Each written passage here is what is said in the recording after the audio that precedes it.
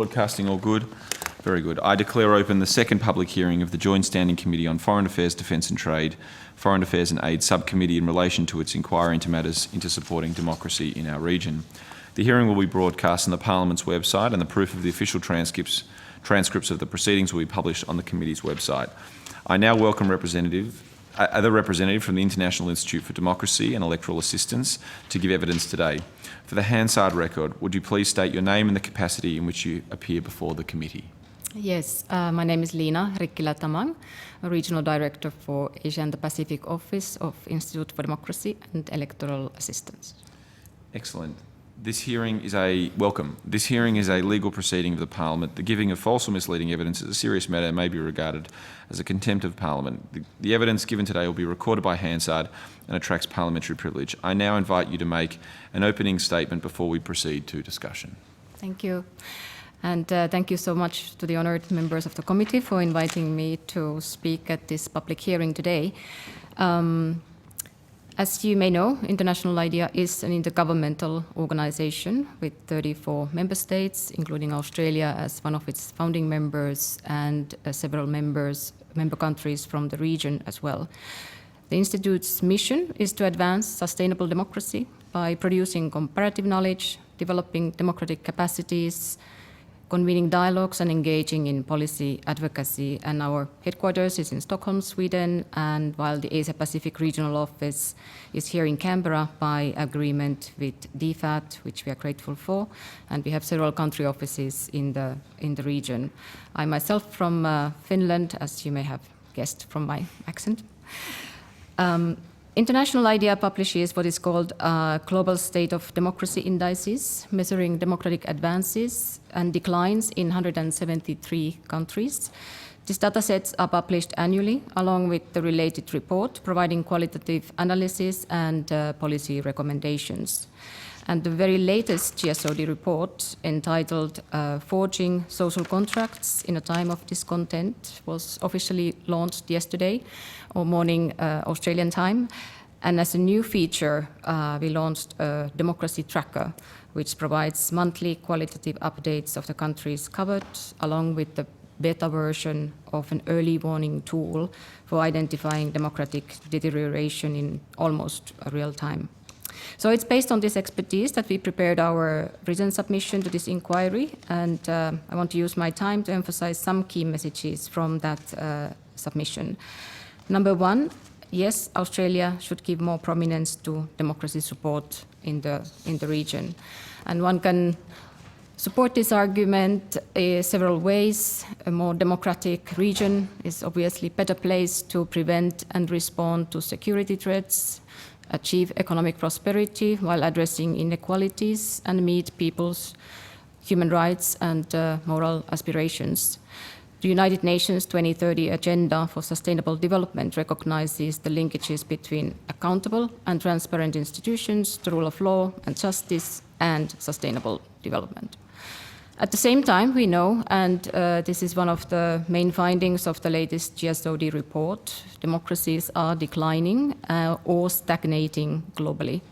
And there are several factors contributing, but one is the fact that democratic regimes have not convincingly or consistently made the case that they can deliver what people demand.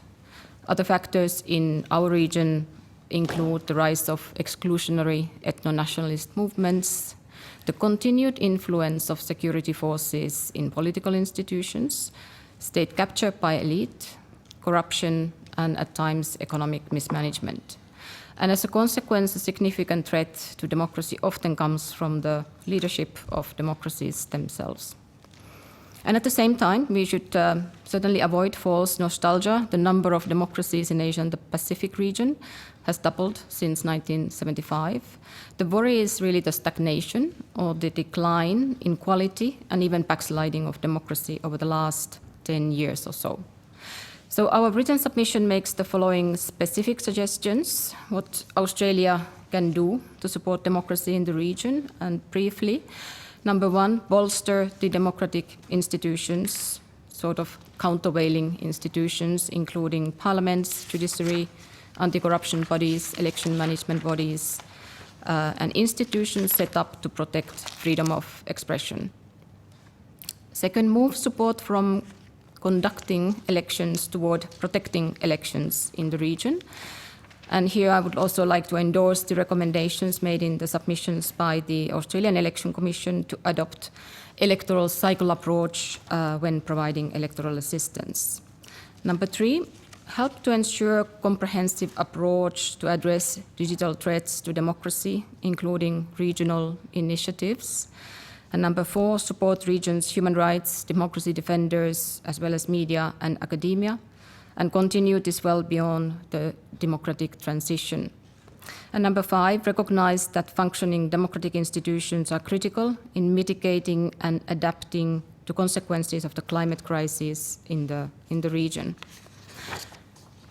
Number 6 includes support to the Indigenous people's rights in the region as integral part of Australia's Indigenous foreign policy, in addition to broad involvement of Australia's First Nations themselves. And number 7 provides special attention and support to Myanmar's democracy movement. To these, I just want to add 2 quick points. First, Australia should help accelerate women's political representation in the region. Asia and the Pacific average of 21% of women in parliament remains behind the global average, with Pacific Islands lagging further behind at only 6.9%. And we know that gender quotas are fast track to address these issues. The biggest challenge in the region remains the absence of quotas or gender parity legislation of any kind. And finally, as an important ASEAN dialogue partner, Australia can encourage ASEAN to fully implement the 2009 ASEAN Human Rights Declaration and reinforce the role of the ASEAN Intergovernmental Commission on Human Rights, and to energetically condemn the crimes committed by the junta in Myanmar. Thank you, and I will do my best to answer the committee's questions, and then like to submit the latest Global State of Democracy report, forging social contracts in time of discontent as further evidence. Thank you. Perfect. Thank you very much.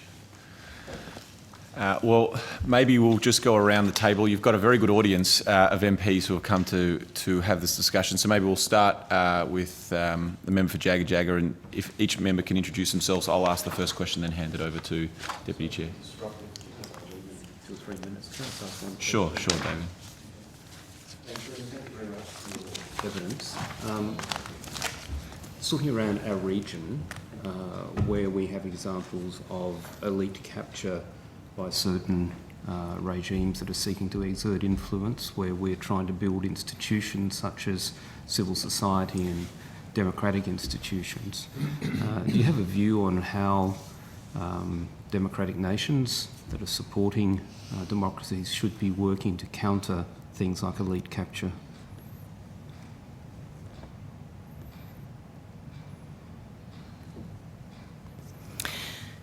Yeah, well, that is a difficult question, given that, but it is for sure that that's exactly what we see in the region, that in number of cases, countries, for example, say Philippines, you can say that the voters and citizens have a choice to make between a certain political clans rather than there is a missing mechanisms for really the emerging new voices of the political options or new voices to come to the fore.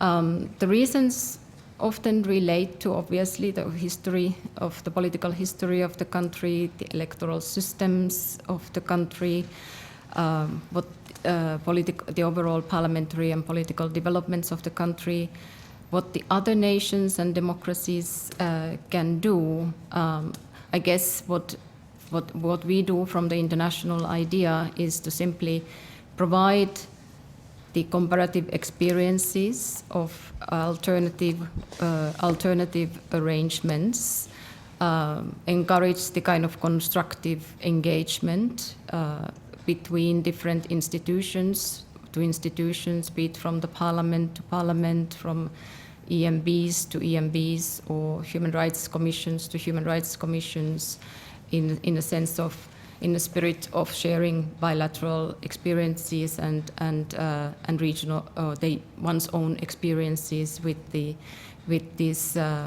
countries in question. But these are some of those kind of wicked problems. They often happen over time. They have often developed over several decades, perhaps over several electoral cycles. And it's often kind of the main issues and challenges appear when it seems to be almost rather late. It's the kind of killing the democracy by thousand cuts phenomena that it happens intentionally, but over time, and hence it is harder to detect. And hence there is also the need for providing support for different types of research and analysis and detecting perhaps such risks of such developments early on. Thank you. We'll go back to Kate. Do you want to introduce yourself, and then we'll go around just so you can. Thanks, David. So you can know who we are, and then we'll continue on with the questions. Hi, I'm Kate Thwaites. I'm the member for Jagga Jagga, which is in Melbourne, and a member of the backbench member of the government. Hello, my name's Nita Green. I'm a senator for Queensland and I live in Cairns in Far North Queensland. I'm Josh Wilson. I'm the member for Fremantle, the port in Western Australia. Good morning, I'm Peter Khalil, the member for Wills, which is an electorate in Melbourne and also a government MP. Senator David Van, Senator for Victoria. Fatima Payman, Labor Senator for Western Australia. And Dean Smith, Liberal Party Senator for Western Australia. And I'm Josh Burns. I'm the chair of the committee, and I'm proudly a Victorian in my electorate of Macnamara. He's my local MP. Yes. Although I don't think he votes for me. So I guess my first question is around civil society, which is the third recommendation, and about the role of active citizens in ensuring that democracy remains. Perhaps if you wanted to expand on that and expand on what are some of the key organisations or the types of organisations, you've touched on it in your submission, but for the purposes of the hearing, if you could expand on what civil society organisations really have the most impact and which ones are most at threat that we should be focusing on. Yeah, no, I think it is acknowledged by a number of different indices and reports and findings that the space for civic space is under increasing pressure in the region, and as a consequence, even there's many of the civil society actors becoming less vibrant or less political, I'd say at times. And it is often the very civil society organizations that are working on electoral political reforms, indigenous people's rights, media freedoms, that are under the biggest pressure.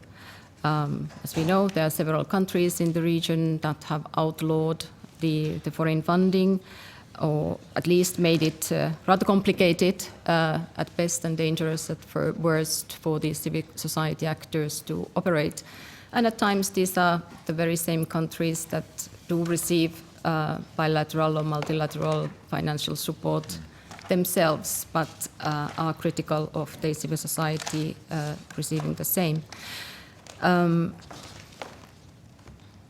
I mean, we do acknowledge that civil society often plays a very important role in service delivery and provision of humanitarian assistance, particularly in very authoritarian settings, and those are important functions. But often it's that from the point of view of preventing democratic decline or advancing political reforms, those actions are not sufficient, and at worst, perhaps may support at times a status quo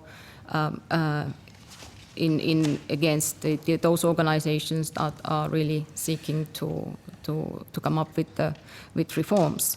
But there are a number of countries where there is a space and history for civil society actions, from Nepal, Sri Lanka, Philippines, Mongolia, and they have been a source of resistance to democratic decline.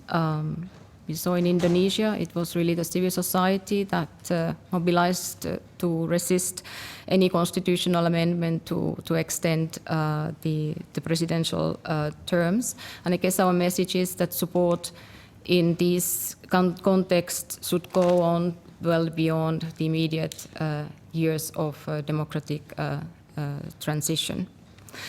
And there are countries like Fiji with authoritarian past, including coups, where Australia should perhaps better balance the focus of support of state institutions and including the civil society actors that are working on electoral and political reforms. Thank you. I'll hand over to the Deputy Chair and then open up to other members. Thank you.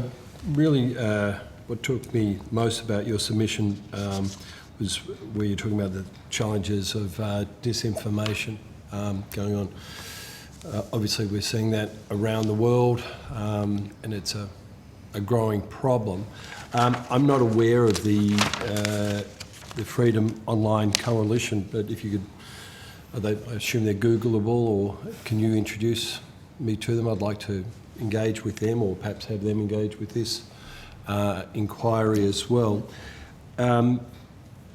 Obviously, there is, from some, either in some countries, there's pushback on that because they want that disinformation there for themselves, or other countries are participating in that disinformation. Hard to do.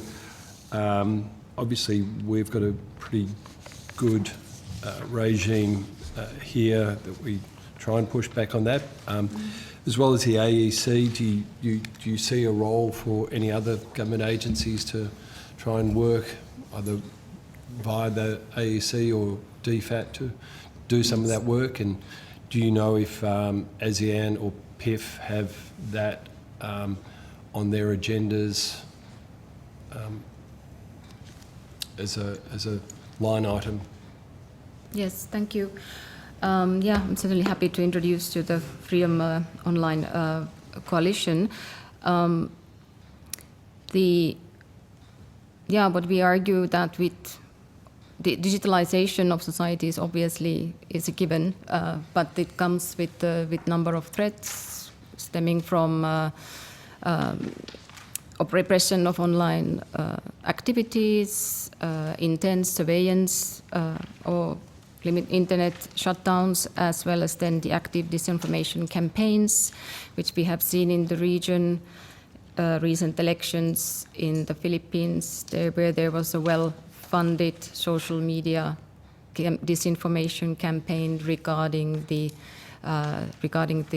historical past of the Marcos dictatorship, which is not to say that President Marcos, he might have won anyways, but nevertheless there were no mechanisms really to tackle this sort of disinformation campaign regarding the past, or whitewashing campaign regarding the past. And we do think that probably disinformation is national problem, but it's also a cross-border issue, and sort of bilateral and multilateral regional mechanisms could be envisaged. And as you said, certainly Australian Election Commission had the very successful campaign on tackling disinformation, including the Stop and Consider, which I understand was inspired by a similar campaign in Sweden, and the disinformation registry, which is probably not possible in all legal settings, but was possible here. And I think those are some of the experiences that certainly with like-minded EMBs, with like-minded other institutions like online safety commissions and other institutions that are set up to protect to combat that could protect freedom of expression, and then combat disinformation that could be that kind of collaboration should be encouraged. At the same time, obviously, we are worried about the development regarding the stifling legal changes that are made in a number of countries in the name of combating disinformation. At least from 2018, as per our calculation, at least 15 countries have introduced such legislation, which often aims at taking rather selectively removing content from online or quieting critical voices and so on. So that's the other side of the coin. We do need legal changes, but at the same time, they need to be balanced against efforts to introduce such a stifling legal changes. Thank you. Just for your awareness, in the previous Parliament, there was a Senate Select Committee set up on foreign interference through social media. It's just been reconstituted in this Parliament. You might consider making a submission to them as well. Thank you. No worries. So Josh, and then anyone else on Dean or Zoe, did you have a question? Yep. So we'll go Josh, Zoe, Fatima, Dean, if that's okay. I was going to thank you for being here today, for your work and for your evidence to us. I was going to invite you to talk a little bit about your assessment of how Australia's sort of supports media diversity and independence, and does some work for our own kind of media output that is helpful in the cause of governance and democracy capacity building. I know we've had Australia's had a Pacific Media Assistance Scheme. There've been a few other things that we've done. I'm just interested in your view of whether they've been effective and whether they need to be enabled to do more. Well, what we clearly see that the impact on the region is trending backwards on freedom of expression and media integrity. I am not so familiar with the Australian support on media sector. We are not a media organization as such, but I think what I understand that there is an increased investment and input to particularly in the Pacific, to train the journalists, to build and skill the skills and capacities of the media organizations of the Pacific. So which I believe has been for long requested for and needed for to build that such an independent media outlets also in the region and in the Pacific. I'm afraid I cannot assess how effective they have been to date. Probably more is needed, and I know for sure that there has been requests and interest for such support. Yeah, I think the most recent budget did boost funding to the ABC, I think particularly for some of its sort of international broadcast capacity, but that had stagnated in the past. I wasn't sure whether you had some expert view on the value that provides, or otherwise, but that might be something you can take on notice. Yes. I'd also like, one of the points that you make is around supporting human rights and democracy defenders. It seems to me that one of the categories in which you would see that effective civil society work on behalf of human rights and democracy would be through workers' representative organisations, unions. I'm just not sure. Well, I'd be interested in your view about the significance of that category of civil society organisation and your understanding of what Australia does with respect to engaging with those groups. Yeah. Yeah, simply add to the media question. I'm just trusting that the support to ABC would also then include support to the Pacific's own media outlets, not only to the Australian ABC, but that's probably I think that's given. the program I mentioned before. The Pacific Assistance, the Media Assistance Scheme is for assistance to media organisations in countries in the region, and then obviously Radio Australia has a role Right. separate to that. Yeah.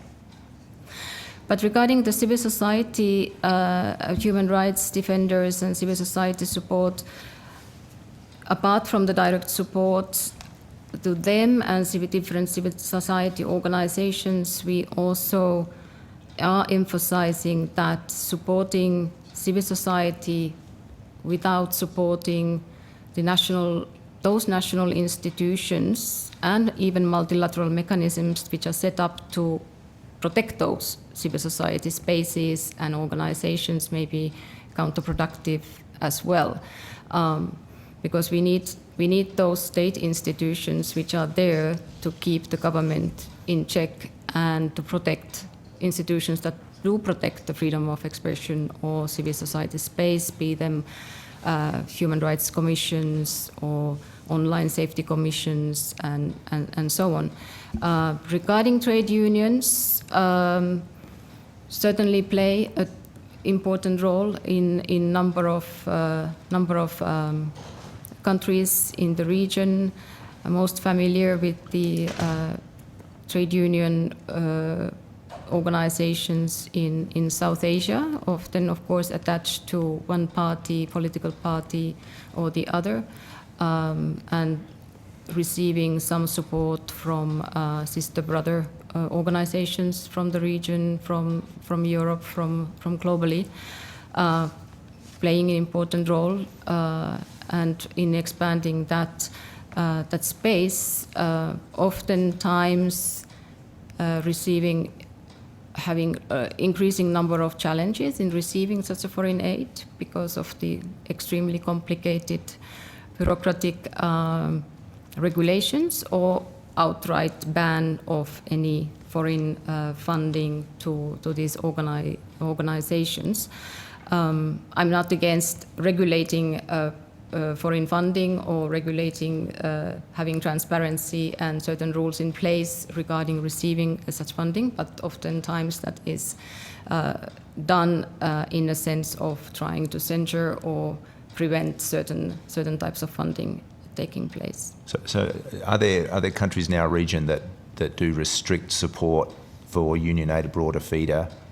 Like, I know that's an organisation that's been particularly active in a place like the Philippines. Right. I would imagine those rules and regulations apply to all non-profit or civil society actors which come under those legislations. But it's not specific to your knowledge to Union Aid Abroad or a FIDA.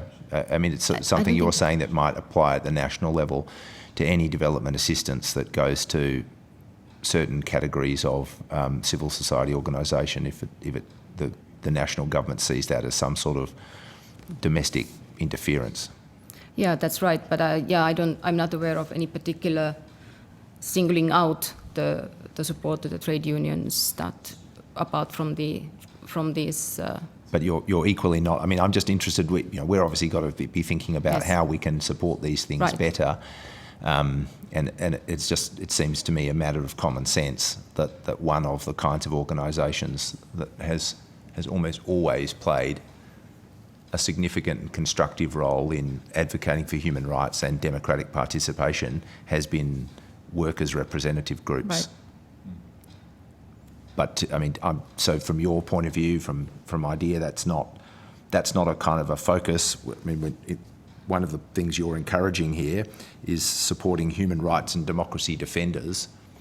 I'm just seeking your assessment of whether this is a category of human rights and democracy defender. I would say it falls under the category of civil society actors, human rights defenders as well. Yes. Okay. All right. Thank you, Chair. Thank you, Josh. We'll go Zoe, Fatima, then Dean.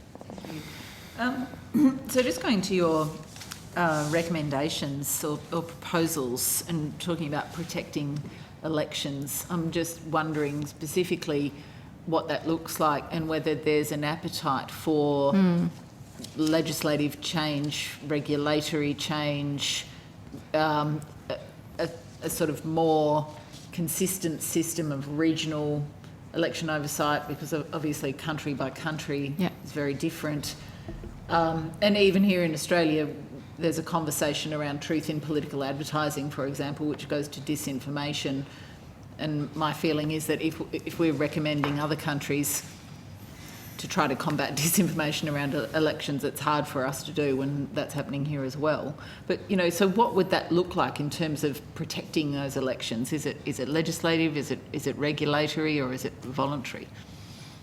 Yeah, no, I guess what we're trying to say here that in a way, majority of regions, EMBs are sort of able to conduct, let's say, technically sound elections. But there is a continued support offered towards training or funding ballot boxes or such sort of a technical aspects of elections which seem to repeat election after election, and maybe it is time in many countries to actually start providing funding for such aspects of elections by themselves. And often the such support has been either kind of a last minute or even coming in rather late or requested rather late. But what we mean which is not to say that there are not aspects on organizing and managing elections that would not require support, and ideally some sort of a peer support, comparative advice, and those often relate to application of new technology, countering disinformation, introducing or improving the absent voting or out-of-country voting if it is something of a new. And oftentimes, yes, in terms of supporting, sharing experiences about legal aspects on mandates and independence of the EMBs, I think that's one of what we really mean by protecting elections, the increasing pressure regarding the independence of the elections, and even at times the challenging or the risk of parties challenging the election results. And I do agree that, yes, the disinformation is a global challenge. It's a global challenge. It's a challenge here in Australia. It's a challenge in the Pacific, in India, everywhere. But I don't think that would prevent you from discussing and engaging and having taking advantage of regional networks where to share what Australia has done to date, what you can maybe learn from something that Indian EMP has done on this regard, get inspiration from the third EMP.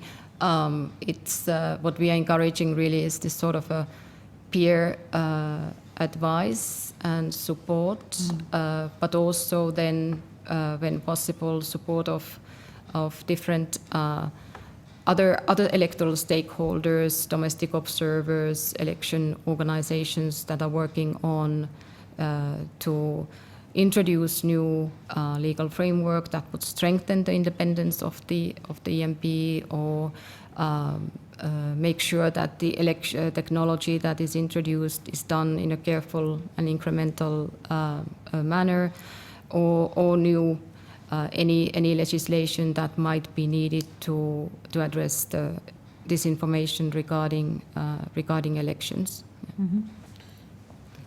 Thank you, Zoe. Fatima? Thank you. Thank you for your submission. My question's in relation to the third recommendation on page 5 of your submission, and I quote, ensure that international funding for climate action is based on effective democratic mechanisms such funding is essential for many countries that should not come at the cost of undermining their democratic institutions.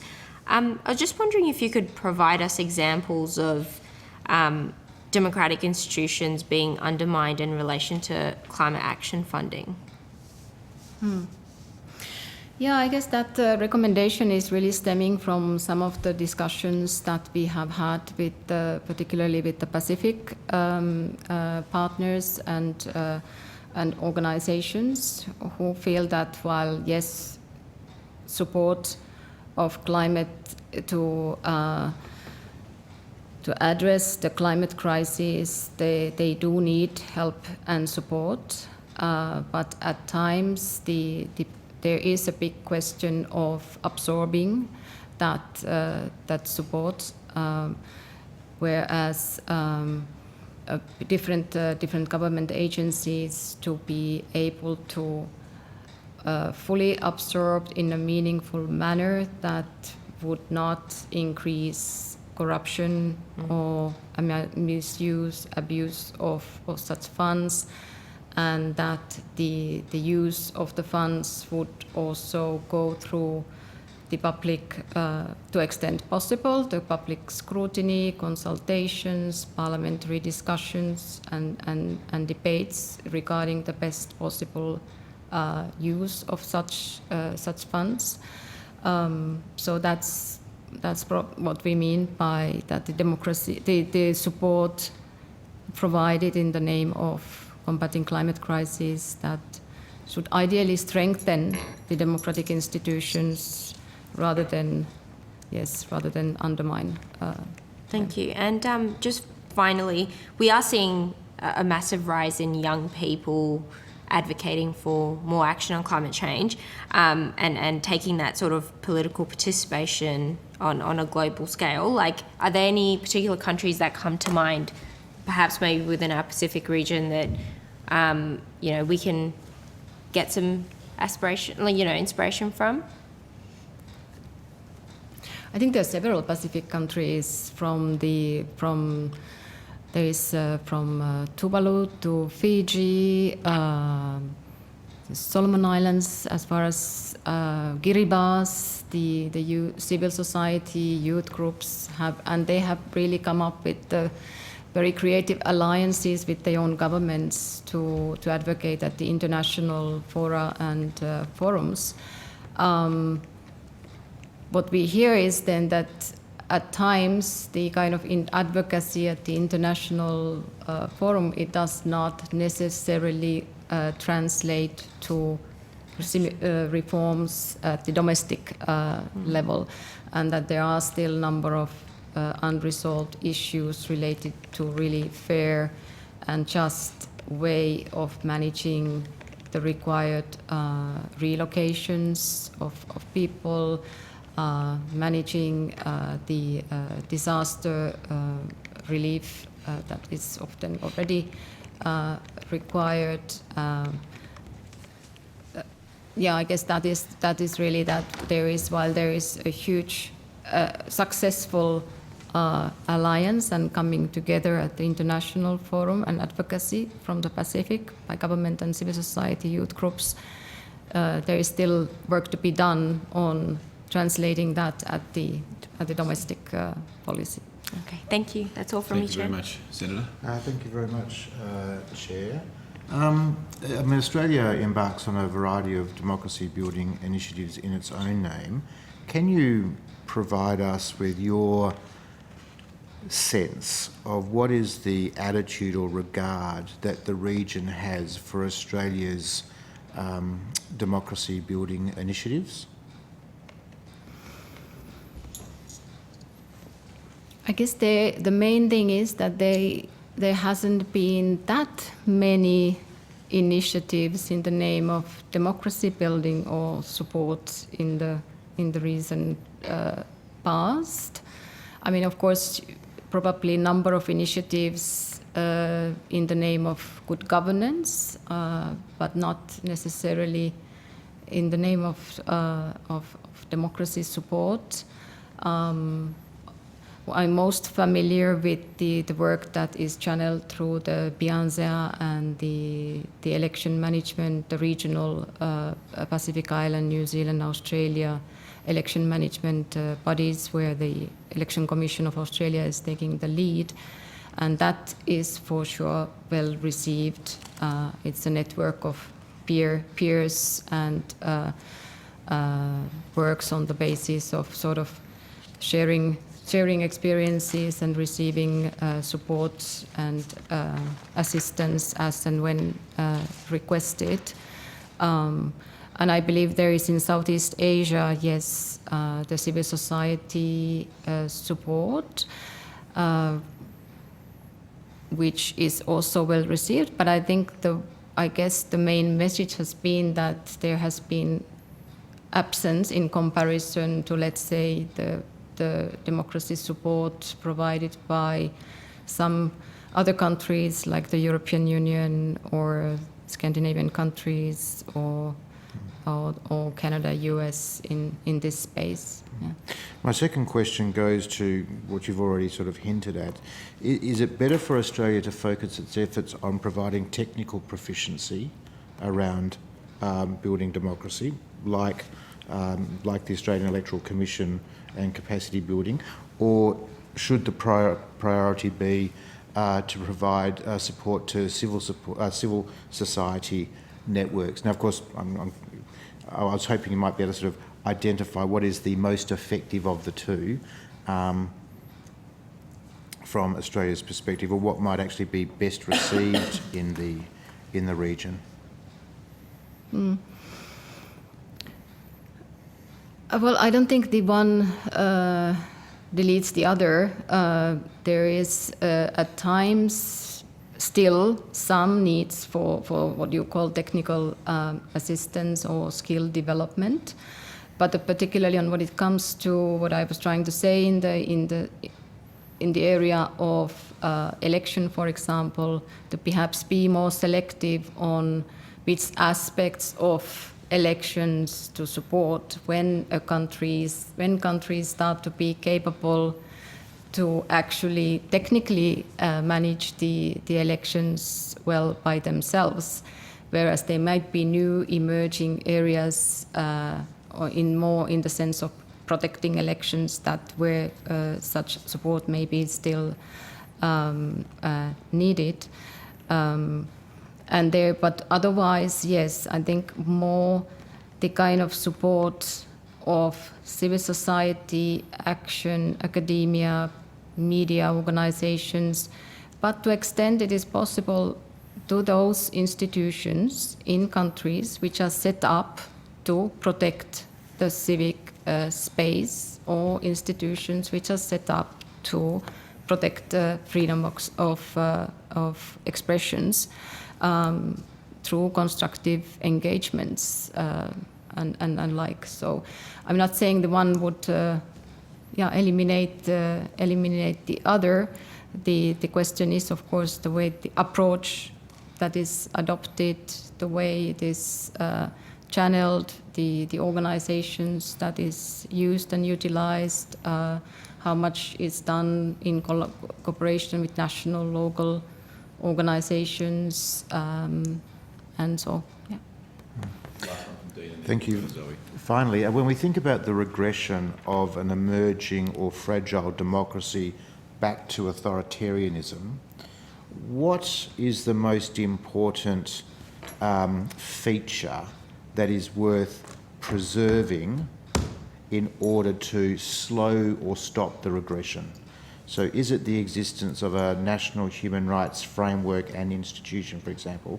Is it the separation of the civil policing and the military function? Is it a genuinely free and open press? Is there one element of that is worth supporting above others when we start to witness the regression of a fragile or emerging democracy back to authoritarianism?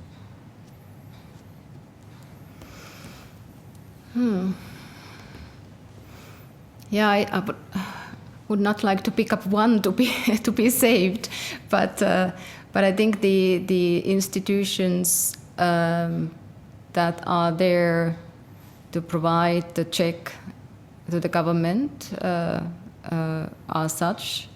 Often the last resort in such settings is the independent judiciary that provides the kind of the last safeguard against the sort of authoritarian actions. Oftentimes, I mean, normally it is a long backsliding to authoritarianism is often a long process that is intentional and done by the elected, democratically elected leaders, and often includes the restricting of civic space, media freedoms as a first sort of a step before moving on perhaps to constitutional amendments of various types. And often the elections is the last one to be attacked, but often they don't even need to address the elections so much as the space have been restricted. Competition may have been already severely restricted. Whereas in number of jurisdictions, we see that the independent judiciary may still provide some resistance to it, and obviously, in every such settings, there are still civil society groups and actors providing the pushback to such actions. If you're okay, we'll go for maybe 1 or 2 more minutes extra, and I'll hand over to Zoe. Just a quick one, which is related to the. I note your particular positions on Myanmar, the election forthcoming in 2023, and the recommendation to reject that. Is there a case for a level of observer status or input at all, or is your view that from an Australian perspective it is a better position to outright reject an election, given that it will be undemocratic and also could be coupled with further civil unrest in Myanmar? Yeah, I think the main guidance here should come from the Myanmar the legitimate democratic institutions, including the NUG and the committee representing the parliament, those elected members of the 2020 elections. As of today, our position would be to outright reject such elections that cannot be. Everything we know about the plans, nothing of it would meet any minimum definition or standards of free and fair, even close these elections on what it comes to professionalism or transparency or inclusiveness of these elections. I can understand that it's kind of tempting to see that as a step to, however small, but step to right direction. But it's our argument that given what we know about the preparations for these elections, former government, majority of the former government sitting in jail, the current junta not even physically having the coverage of the whole country.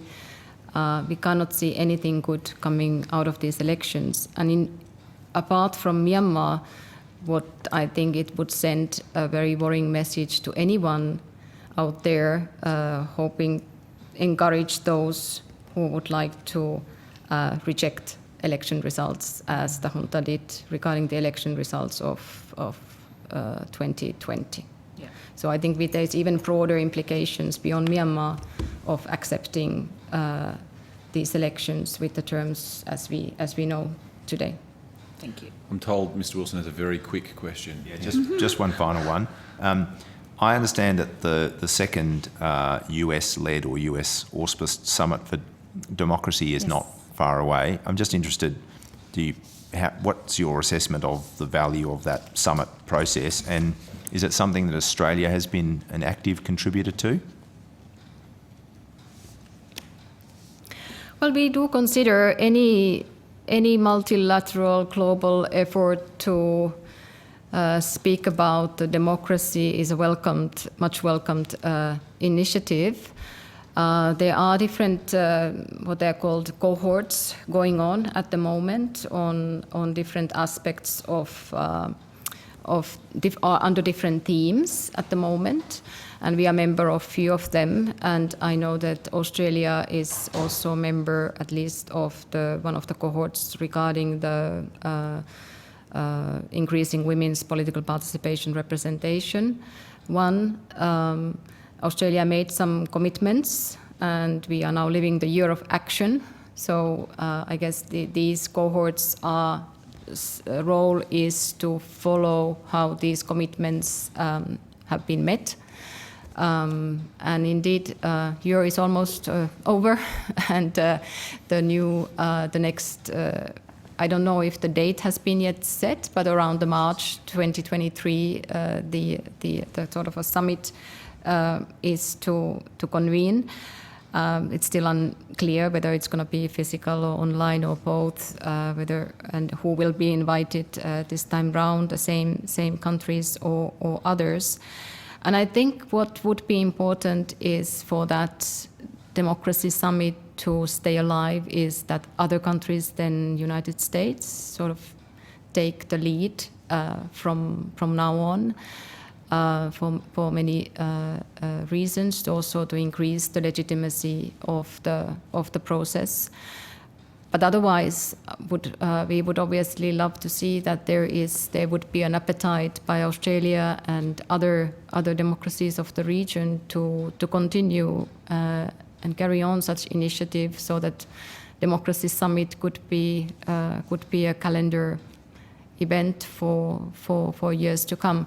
I don't know what is the United States commitment to continue or to take the lead, but my understanding is that the wish is that other countries would continue the process. We are also active member on the election cohort on integrity of elections, which is led by India and co-led by Greece. So there are these different cohorts, but how is this all coming together finally, and what after the second summit remains unclear, and we are certainly providing whatever little support we can to push countries to take this forward. Thank you. Thanks, Chair. Thank you very much. Well, Ms Rigolet-Tamang, it's very, very nice to have you in front of the committee. It's a big day for Australia-Finland relationships. Oh, as yes. We're about to welcome our Prime Minister is going to be welcoming the Finnish Prime Minister for the first time in history, I believe. It is. There'll be a Prime Minister of Finland on Australian soil. But thank you very much for coming to the committee today and answering our questions. If you've been asked to provide any additional information, please forward to the Secretariat by Thursday, 15 December 2022. You'll be sent a copy of the transcript of your evidence, and we'll have an opportunity to request corrections to transcript errors. And I'd like to thank all committee members and the witness for their time today and declare this public hearing closed. Thank you very much. Very good. Thank you very much. Thank you, team. Thank you, Chair.